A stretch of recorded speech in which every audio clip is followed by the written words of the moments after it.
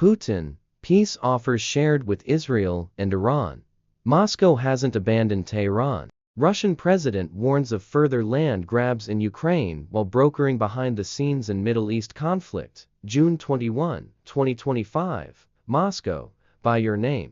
Russian President Vladimir Putin on Saturday revealed that Moscow has presented separate peace proposals to both Israel and Iran in an effort to de-escalate the intensifying conflict that has entered its second week. Speaking at a press conference in St. Petersburg following a regional security summit, Putin emphasized Russia's unique role as a mediator while making clear that his alliance with Tehran remains intact. "We have not abandoned Tehran," Putin stated firmly, "but we are also in direct contact with the Israeli leadership to avoid further escalation in the region."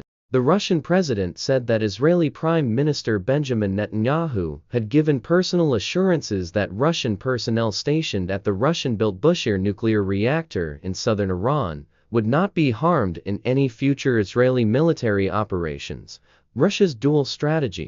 Putin's comments underscore Moscow's balancing act in the Middle East. While Russia has long cultivated close ties with Iran, supplying weapons and nuclear technology, it also maintains a working relationship with Israel, particularly in Syria, where Russian and Israeli forces often operate in close proximity. According to Russian officials, the peace proposals shared with both capitals call for a 72-hour cessation of hostilities, mutual withdrawal of long-range assets from forward positions, the formation of a multilateral monitoring group including Russia, Turkey, and Qatar, a uni-supervised inquiry into the attacks that triggered the current conflict.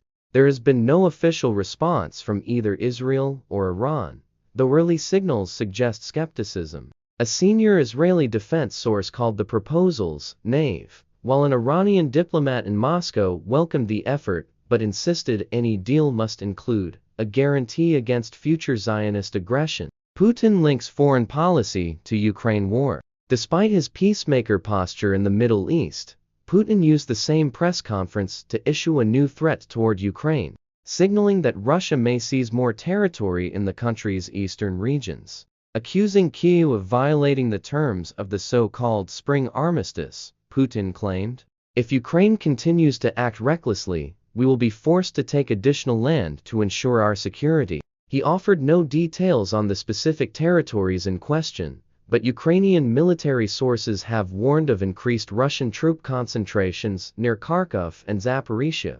Western governments were quick to denounce the remarks. NATO Secretary General Jens Stoltenberg said in a statement, "Putin cannot claim to mediate peace abroad while preparing to redraw borders at gunpoint in Europe."